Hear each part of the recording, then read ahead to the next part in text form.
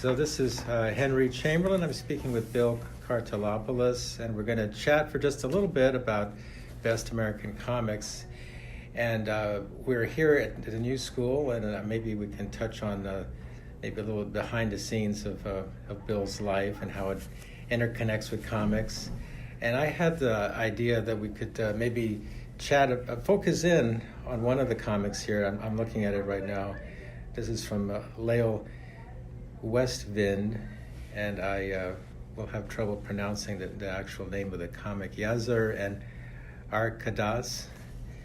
And it's, I would say, it's an ideal piece, and it's a very surreal and dreamy, and just the beginning of it is loopy, but it all makes sense. I haven't heard from Yazar in months. I called her parents. They said she was working on a book in another town and gave me an address. I left work early and took the tram. So who takes a tram early just because they heard about this person that's writing a book? So it's odd to be right from the get-go, and then he meets his friend and she says, yes, the book.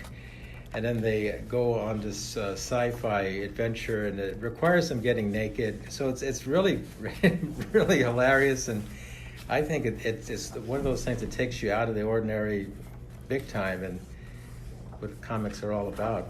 What would you say on that, Bill? So this piece is by Lolly Westwind, who did the cover of the Volume 2 of Best American Comics 2018. This was one of a couple of comics that she had published during the 12-month period where we were considering work. This piece, like several of the other ones in the book, is an excerpt.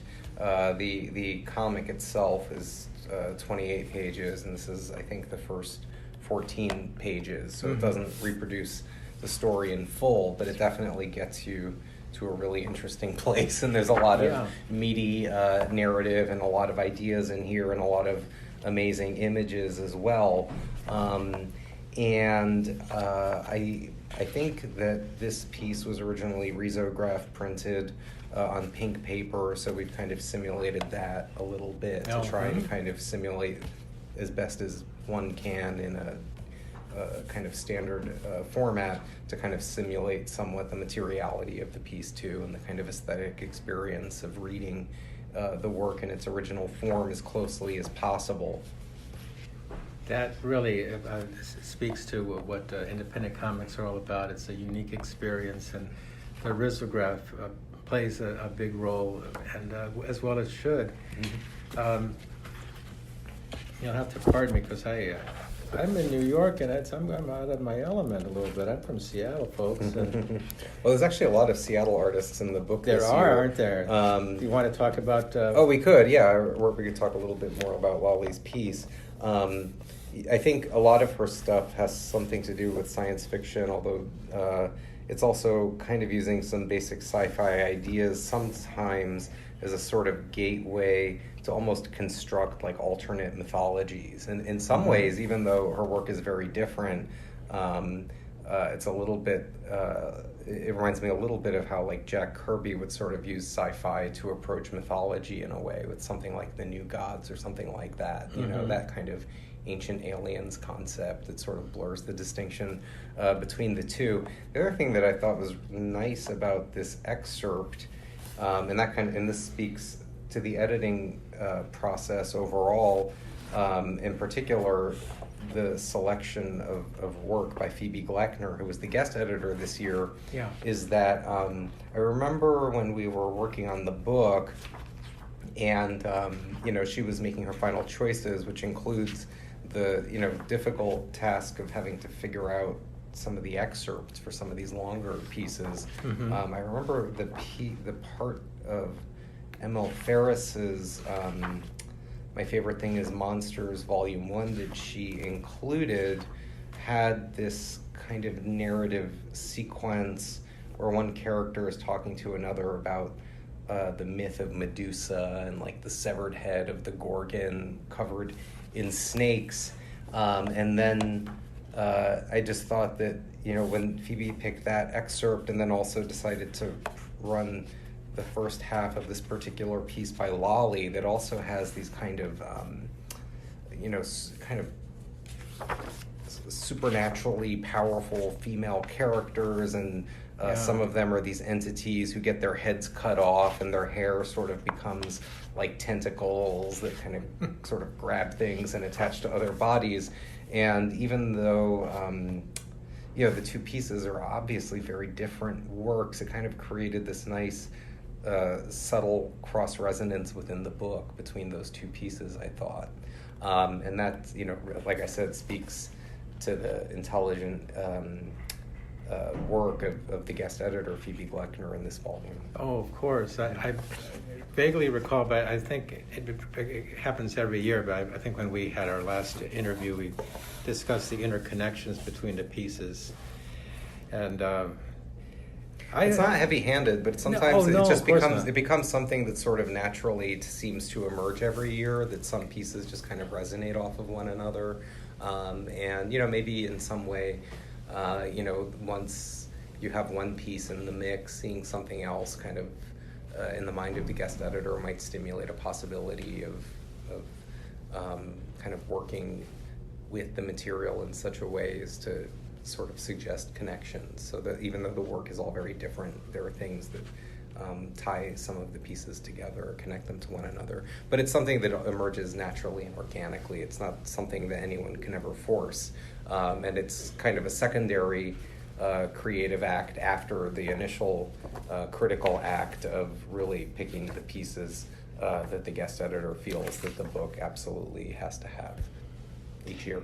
Well, I think of my favorite thing is Monsters. It's become an iconic work. Everyone knows it. A lot of people already own the book, and yet you want to represent it, document it in this book. So, of course, extra careful thought will go into finding a way to maybe having you see it in a different way, or maybe you could give us another little taste or window into how things are selected. Like, is there any significance to the opener when you pick or when Phoebe picked Gabrielle Bell? What was maybe the thinking behind?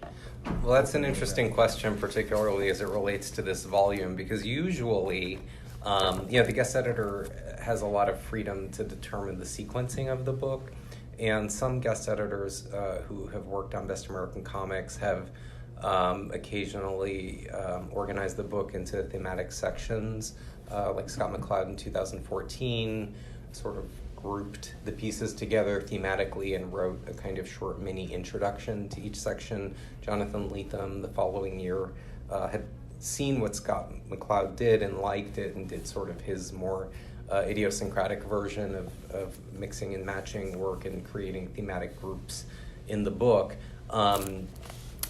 But more often, it's just a matter of kind of sequencing the pieces in a way that the guest editor thinks flows well. It may have something to do with maybe picking a first piece that makes an impact, and maybe picking a last piece that, also feels like a nice place to end on, and then in between, maybe having some variation, so in some cases, maybe following up a spare black and white story with a really strong, colorful piece or something like that. Or in some cases, it may have to do with, without necessarily making thematic groups, kind of putting some things together that do seem to speak to one another, but in a subtle, understated way.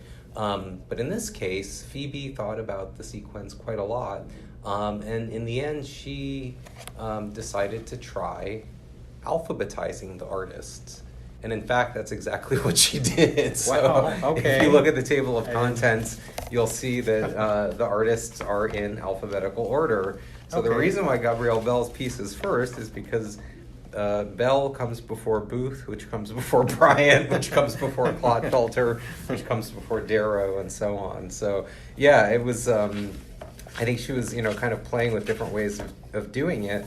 And then she thought, let me see how things go if I just alphabetize it. And she actually kind of liked the order that resulted from that and thought that made as much sense as anything else. So we went with it. So it can't be any more fair than going alphabetized. So that's a tip for all up-and-coming cartoonists. If you want a pseudonym, do an A or a B, and you'll be all right. And the approaches can be so different. I'm looking at Tara Booth, which it's a very very raw and powerful style, a very simple but deceptively simple style. And then you've got something like A.G. Bryant, which is very, very precise and very technically crisp. I have this book. Do you guys have it booked? Oh, I'm sorry. You have this room booked. Yeah. Okay, I'm sorry. We were doing an interview in here because nobody was in here. Oh, I'm so sorry. That's okay. Well, that's what can happen sometimes when you interview someone. We'll just stop it there for now. You can edit. So I wanted to ask about or explore about varying styles and varying approaches. Like I'm looking at Tara Booth, and it's a deceptively simple style, but there's so much going on, and some of the images are very challenging to the viewer. And then there's a piece like D.J. Bryant's Echoes into Eternity, which is technically very crisp, and it's very impressive. It's detached in a very interesting way. Might be something? Maybe that's something we could compare and contrast a tiny bit. Sure. I mean, there are two very different ways of working. I mean, I think one of the things that satisfies me about these Best American Comics volumes is that I think that, within an individual volume and then across the series, I certainly hope they demonstrate pretty strongly and implicitly that there are a lot of different ways to make comics.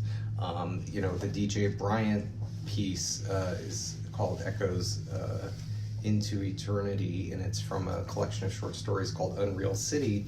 And in some ways, this is new work, but it's an artist who's kind of working in what, within the context of alternative comics, you might think of as a somewhat traditional way. I mean, the style of rendering is sort of naturalistic, but with realistic proportions, but somewhat simplified, and it has a lot of kind of pop appeal with the iconography and patterns and visual references and so on. And it's very dense, it's very narrative, it's a kind of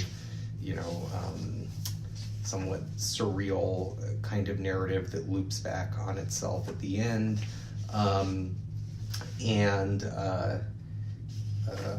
It's drawn in a black and white drawing style using, I presume, traditional media, and the stylistic approach is something that exists, I think, in a sort of lineage that connects it to both earlier generations of alternative comics from the 80s and 90s, but even the types of brush and ink and pen and ink techniques that were developed in mainstream American comic books in like the 1940s and 50s. So all of those techniques and stylistic tools that have been developed over decades are at play here, but obviously Bryant has his own visual approach and his own narrative approach. Whereas with Tara Booth, this is someone who's working in a completely different way. She's not using panel borders, the comics are all wordless. She's using kind of a combination of gouache and, in some cases, pen and marker, although I think these ones might be just all gouache. These are wordless autobiographical stories that kind of give you sometimes just little moments or very small vignettes that reflect aspects of personal experience that maybe people don't like to necessarily admit to in public all the time, popping zits in front of the bathroom mirror or whatever. But these are also extremely effective comics, and I think the contrast there is very nice from the very kind of open, colorful, wordless style of Tara Booth, and then a few pages later, the more traditional looking black and white pen and ink, more conventionally narrative work with, caption boxes and dialogue and so on and so forth, kind of structured into scenes with characters interacting with one another. So I think, that is a really good example of the variety and the range of comics that are in the book, and even more to the point, that are being produced by artists today, and it's a felicitous example of how the straightforward alphabetical style of organization actually had some really nice results throughout the book. Mm-hmm. Now, I am focusing a little bit on, and I don't mean to just make inch along, but Geoff Darrow's piece that originally appeared in Dark Horse. Now, it does take a lot, doesn't it, to have a big comic book publisher appear in Best American Comics, and I understand why that is, because a lot of it is just market-driven work, and it's not going to fit in this context. But every now and then, a big publisher gets in, like Dark Horse. It is just the luck of the draw. If there is something worthy, it makes it in. I see a lot of really wonderful stuff in Image Comics, and it's just a matter of fitting in as much as possible. And if you go with the big publishers, it's at the detriment of the emerging art going out there in the world. Well, we don't really think about the scale of the publisher necessarily when we're looking at work. We're just looking for good work. Sure. And work that's unique, that's original, that expresses, some kind of personal vision, and that doesn't necessarily mean an autobiographical vision. It could be, a really personal, formal approach or something. In this case, this piece by Geoff Darrow is from his latest Shaolin Cowboy miniseries, and it's published by Dark Horse.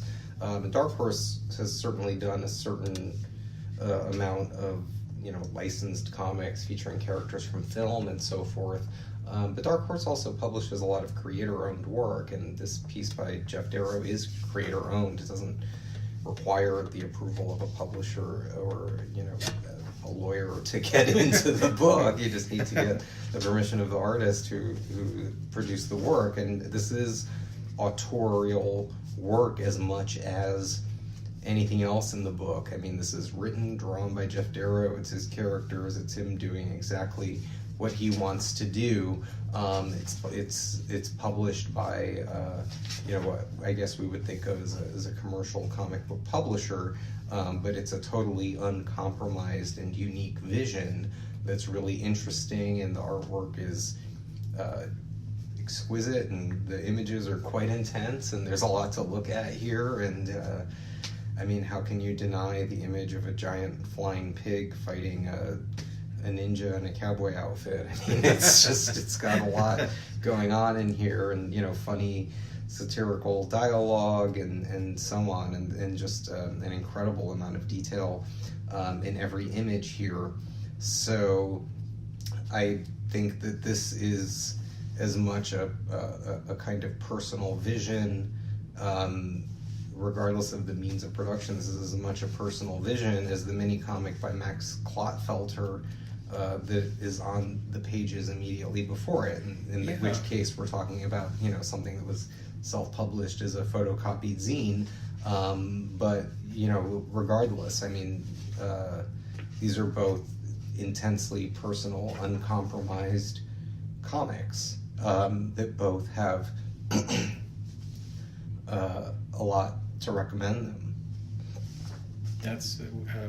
It comes right down to what I agree that reaches the point of where I was heading with all this, because I do see one as like the previous examples. One is technically crisp, and the other is more stripped down. Mm-hmm. It's a more stripped down approach. And as before we started the interview, I was kind of hoping that you might give us a window into Bill's world. And here you just finished a class here at New School, and I'm sure you're thinking about design and comics quite a lot. And could you maybe give us a window, any way you want to do it, into your day or whatever? Oh, well, I mean, it varies a lot, but I mean, the two big consistent aspects of that work, or I should say, actually, there are probably three. You mentioned teaching already, but I'll mention it again, as I teach at Parsons. I teach classes about comics.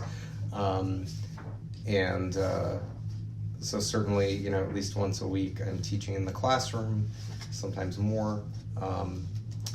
And when I'm not in the classroom, I'm certainly spending time outside of the classroom preparing for class or grading student work. But beyond that, I have two other ongoing projects. And the one, of course, is every year I'm working on Best American Comics.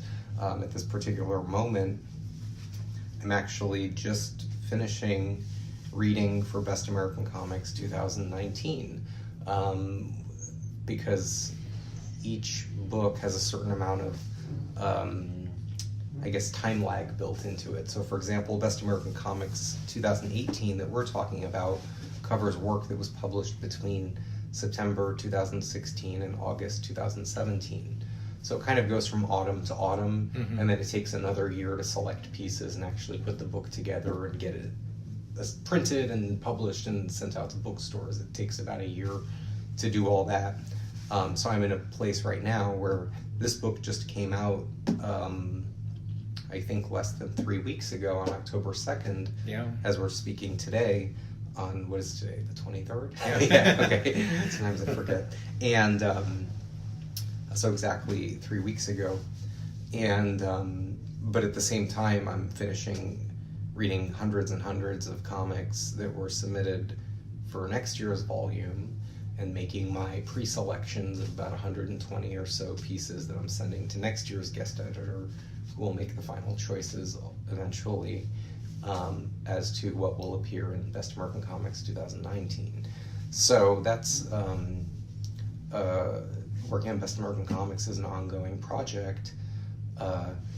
Excuse me, that at different times of years in different phases, and at the same time I'm also working on a book that's a general history of principally North American comics for Princeton University Press. So when I'm not working on Best American Comics, when I'm not in a heavy work period for that, I'm trying to finish chapters for that book as well. So nice.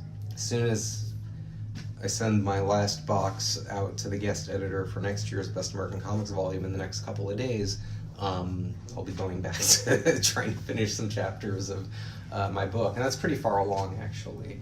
But I still have several more chapters to write, and between the research and the writing, it's just a process that takes a certain amount of time. So outside of teaching, I mainly work from my home office in my apartment, which is the type of room covered in books that you would imagine. Well, to the listeners, that I may transcribe this. Sometimes it can be quite a chore to transcribe stuff, but I'll have to figure that out as I go. But it's just a treat to be able to talk to you in person, Bill, because we did that one interview over the phone, and it seems like I could just point at anything and you'd have something thoughtful to say about anything in this book. Could you tell us maybe how you see the book, the reception the book gets? Because it's out there, and I see it as being well received. Do you see it increasing the readership, the awareness of it, or is it, or you have your locked-in audience as far as you can tell? That's really hard for me to know from my position. I mean, I get a lot of positive feedback about the book both from artists who are involved in the book, but just from other people. But it's so anecdotal, it's really hard to know. The print run, I don't actually know the print run of the current volume, but it's usually somewhere in the neighborhood of about 20,000 copies.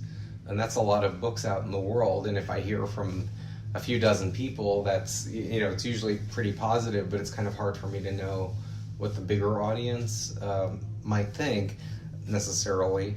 And obviously a lot of different people are having a lot of different reactions. The one thing I think is a potential effect of the book is that these Best American titles, of which there are several, tend to go, I think, fairly automatically into a lot of libraries. So I think that even beyond the annual cycle of the book, I think they potentially have a very useful life as an entry point into contemporary comics for people who might be looking to explore that in libraries, even beyond, you know, the initial sales period and the few months after publication, which is what, you know, everyone pays a lot of attention to.